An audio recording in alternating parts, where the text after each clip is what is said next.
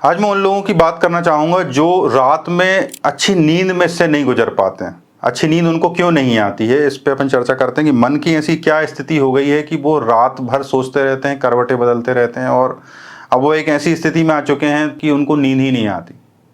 और अपन इससे समझने की कोशिश करें कि अच्छी नींद किन को आती। तो अपन अपने बच्चों को देखें जो बिल्कुल घोड़े बेच के सोते हैं कि उनमें मेरे बच्चे तो ऐसे हैं कि जैसे वो अच्छे खूब कूद रहे हैं, खूब उछल रहे हैं और एकदम से उनको नींद आएगी और वो एकदम से लेटेंगे और तुरंत उनको नींद में चले जाएंगे। मतलब उनकी नींद ऐसी है जैसे अपन इलेक्ट्रिक स्विच ऑफ करते हैं तो उन्होंने स्विच ऑफ किया और तुरंत उनको नींद आ गई और इतनी गहरी नींद आती है कि उसके बाद फिर उनको होश ही नहीं रहता। तो सभी के बच्चे ऐसे रहते हैं, बच्चे ऐसे ही रहते हैं कि उनको बिल्कुल स्विच ऑफ करते ही वो गहरी नींद में चले जाते हैं। लेकिन हम क्या होता है कि हम जब बिस्तर पर लेटते हैं तो हमारे दिमाग में हजारों चीज़ें चल रही होती हैं, जिंदगी की बातें चल रही होती हैं, हमें ये सोचना पड़ रहा होता है कल क्या करेंगे, कल क्या होगा, परसों क्या होगा, और ये सब चिंताएं चलती रहती हैं। और थोड़े दिन बाद जब हम ओल्ड एज के होने लगते हैं तो हमारे अंदर बहुत सारे रोग भी हो जाते हैं। और रोग हो जाते हैं तो रोग की तकलीफ और मन की तकलीफ, ये दोनों तकलीफें एक साथ चलती हैं और हम जो है घंटों जो है ऑनसेट ऑफ स्लीप का इंतजार करते हैं। हो सकता है 1 घंटा 2 घंटा, तो ऐसा उन लोगों के सभी के साथ होता है। तो ये बच्चों में ऐसा क्या था जो हम में ऐसा चला गया कि आज हम नहीं सो पा रहे हैं। कल हम ही जब बच्चे थे तो बढ़िया सोते थे, तो हम सोचते हैं कि यार बचपन बड़े अच्छे दिन थे, जब हम बच्चे थे तो हम कितने बढ़िया सोते थे, हमें किसी बात की चिंता नहीं थी। क्योंकि आज आपको जो हजारों बातों की चिंता हो रही है, आप कर उतना ही पा रहे हो जितना आपके हाथ में।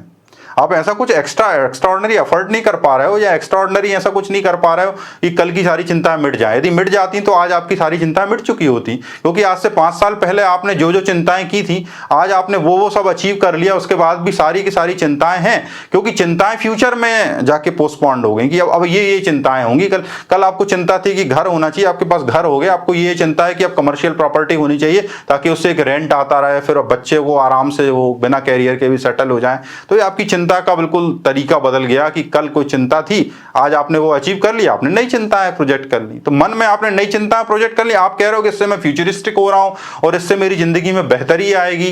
तो आएगी बेहतरी और आई भी है बेहतरी, लेकिन आपको उसकी वैल्यू कहां है? यदि वैल्यू होती तो आप पीसफुली सो रहे होते। मैं थोड़ी कह रहा हूं कि आपको कोई सक्सेस नहीं मिली, आपको सक्सेस मिली, लेकिन आज आपको उसकी वैल्यू नहीं है कि जो आपने अचीव किया वो कुछ वैल्यूएबल था, क्योंकि मन ने कहा रहे इसमें तो कुछ भी नहीं। जिस दिन जो चीज मिल जाती है उसी दिन से उस चीज की वैल्यू खत्म हो जाती है और मन अगली चीज की तरफ फोकस करता है। इसको हम कहते हैं प्रोग्रेसिव माइंड। और दिक्कत ये नहीं है कि ये प्रोग्रेस करवा रहा है, आपको दौड़ा रहा है, प्रोग्रेस भी हो रही है, लेकिन आप वो शांति की नींद जो आप चाहते थे वो खो गई, क्योंकि आपका मन जो है अब आपको नई सपने बुन देता है, नई चीजों में ख्यालों में खो देता है। आप कहते हो नहीं यही तो जिंदगी है, ऐसे ही तो जिंदगी में बढ़ते हैं। लेकिन आप ये क्यों भूल रहे हो कि यदि ये सही जिंदगी होती तो आप आज शांति से सो रहे होते, जैसे कि आपका बच्चा सो रहा है। यदि आपका बच्चा सो रहा है और आप नहीं सो पा रहे हो तो आप कह रहे हो कि आप तो बड़े अच्छे रास्ते पे चल रहे हो, बड़े अच्छी दिशा में जा रहे हो, तो फिर आप कैसे अच्छी दिशा में जा रहे हो? क्योंकि आपकी बेचैनी तो बढ़ रही है, आपके थॉट्स तो बढ़ रहे हैं। तो यदि आपकी दिशा केवल यही है कि आगे ऐसा ऐसा, तो ये आगे ऐसा ऐसा बुढ़ापे में भी होने वाला है। और आपकी जिंदगी में खाका खींच देता हूं, कुछ दिन अभी आप 6 घंटे सोते हो, कुछ दिन बाद 4 घंटे सोओगे, बाकी के 4 घंटे आप करवट बदलोगे या कोई दवाई पियोगे या अल्कोहल लोगे, कुछ और करोगे। ऐसा नहीं होने वाला है कि वो स्लीप जो आपके बचपन की थी वो दोबारा वापस आ जाए। और यदि आप चाहते हो आपको सुकून की नींद मिले तो आपको उस बच्चे को सामने रखना होगा जो आपके ही घर में है। यीशु कहते हैं ना कि बच्चे के अंदर ईश्वर होता है, तो उस बच्चे का जो माइंडसेट है वही ईश्वर है। और वही माइंडसेट यदि हमारा था तो हम अच्छे थे और आज हमारा चला गया। तो बच्चे का माइंडसेट क्या होता है? बच्चे का जो माइंडसेट होता है वो जहां होता है पूरी तरह होता है।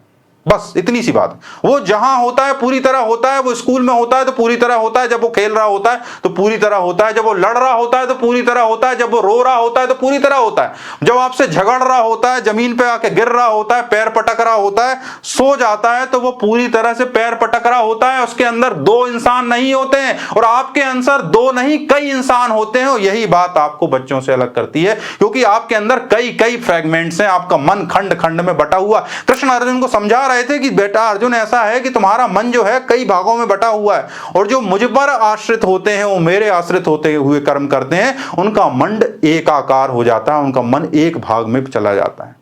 तो हमारा जो बच्चा है, जिसको हम कहते हैं कि अरे इसमें अभी समझ नहीं है, उसमें अपने स्वभाव की समझ है, क्योंकि वो भूला नहीं है, उसका मन खंड खंड बटा नहीं है। इसलिए वो क्या होता है, जब खेलता है तो पूरी ताकत से खेलता है, जब पढ़ता है तो पढ़ लेता है, जब वो खाना खाता है तो खाना खाता है।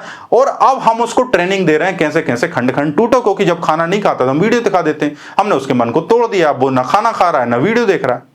तो ये ट्रेनिंग हमने दी, वो इस स्वभाव से पैदा नहीं हुआ था। और ये ट्रेनिंग बढ़ते बढ़ते उस कहानी तक पहुंची है जिस कहानी पर हम आज पहुंच चुके हैं। क्योंकि हमारी जो कहानी है कि अब हम ऐसी स्थिति में है कि हमारा मन कई कई चीजों की चिंता एक साथ कर रहा है, और ऐसी चिंता हम पिछले कई सालों से करते आ रहे हैं, और ऐसी चिंता हम अगले कई साल तक करते रहेंगे। और करते करते कहां पहुंचेंगे, जहां हमारे पिताजी पहुंच गए, जहां हमारे खानदान के लोग पहुंच गए, या तो कब्र में पहुंच गए या चल गए, या उनकी फोटो टंगी। तो यही हमारे साथ होने वाला है।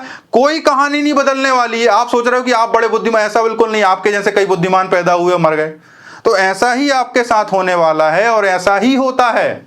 मैं फॉरेंसिक मेडिसिन में हूं, मेरा काम है रोज पोस्टमार्टम करना। जब मैं रोज ऑफिस जाता हूं तो मुझे पता चलता है कि आज 5 डेड बॉडी है, 6 डेड बॉडी है, इसकी डेड बॉडी में ऐसे डेथ हुई है, तो मुझे ये पहले से खाका पता चल जाता है। और मैं जब वहां जाके देखता हूं तो मैं कई लोगों को ऐसा देखता हूं जो बीमारी से मरे, किसी बात से मरे, लेकिन बहुत सारे लोग ऐसे होते हैं एक्सीडेंट से डेथ हुई है।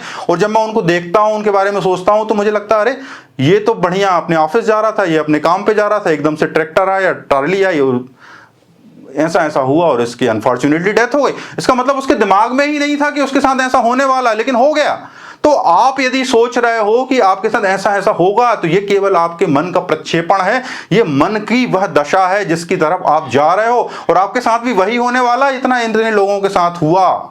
और आप यदि चाहते हो कि फिर से नींद आए, तो आपको उस बच्चे के मन की कद्र करनी है। आपके उस बच्चे के मन को समझना है, क्यों वो कैसे वर्तमान में है। क्यों बुद्ध कहते हैं कि वर्तमान में रहो, क्यों बुद्ध कहते हैं कि पूरे हो जाओ, यही हो जाओ, इसी पल में हो जाओ, यही जीवन है।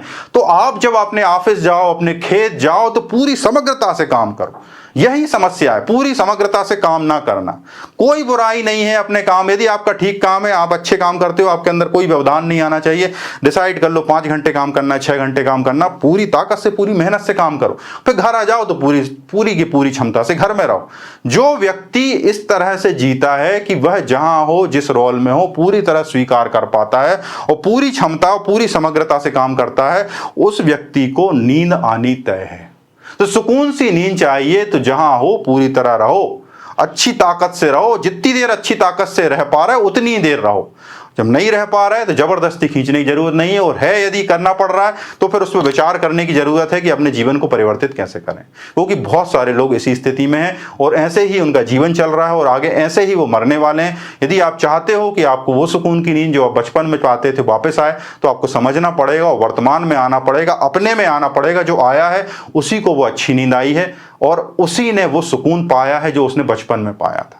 यदि आप चाहते हो आपकी स्लीप बेटर हो, तो आप इन बातों पर गौर करें, इन बातों पर कार्य करें, अपने कार्य की प्रकृति की स्वभाव को बढ़ाएं, ताकि आप इंटेंसली अपना कार्य कर सकें। जो गलतियां कर रहे हैं उनको रूल आउट करें, तभी आपको बेहतर जीवन और बेहतर नींद मिलने वाली है। सुनने के लिए बहुत बहुत धन्यवाद। यदि कोई प्रश्न हो तो कमेंट बॉक्स में अवश्य लिखें। सुनने के लिए धन्यवाद। आपने मुझे ध्यानपूर्वक सुना। हरे कृष्णा।